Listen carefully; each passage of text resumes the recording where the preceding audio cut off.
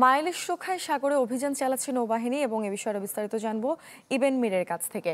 ইবেন, একটু জানাবেন এই মুহূর্তে অভিযান কার্যক্রম ঠিক কোন অবস্থায় আছে?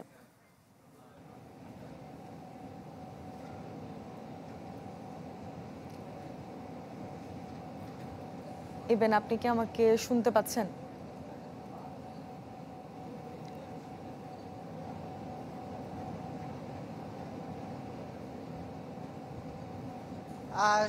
এই যে বঙ্গোপসাগরে নৌবাহিনীর যে অভিযান সেটি কিন্তু সকাল ৯টা থেকে শুরু হয়েছে।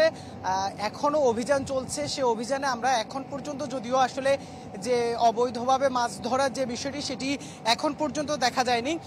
এটির কারণ হিসেবে মূলত যেটি বলছেন যে আসলে নৌবাহিনীর এই যে নিয়মিত অভিযান, সেই অভিযানের যে সুফল হিসেবে মূলত সেভাবে আসলে অবৈধভাবে যে মাছ ধরা, সে মাছ ধরা অনেকটাই কমে এসেছে। যেমনটি বলছিলাম যে আসলে তারা কিন্তু এখন পর্যন্ত ১২৫টি টং জাল উদ্ধার করেছে।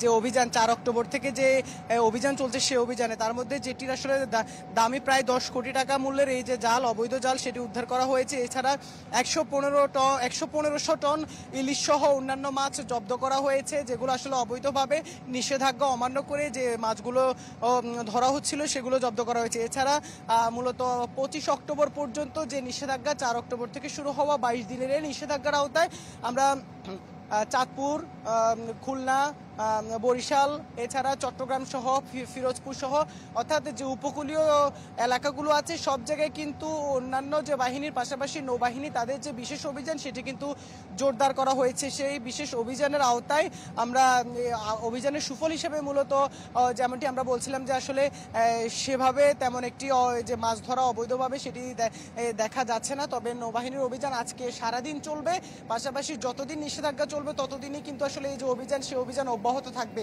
এই অভিযানের যদি সুফল সেটি যদি মেলে, সেক্ষেত্রে আসলে যে ভরা মৌসুমে মাছ ধরার যে সংকট সেটি কিন্তু অনেকাংশ কমে আসবে।